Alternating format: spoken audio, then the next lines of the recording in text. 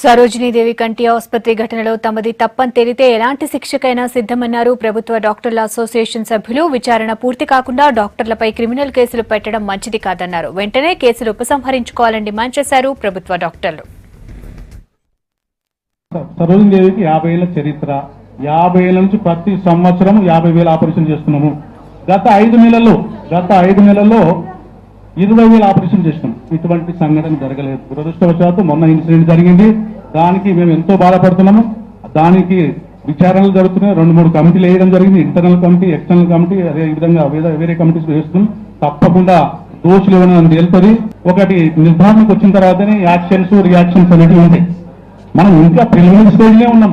Complete అయినాక దోషులు ఎవరు తేలుతుంది.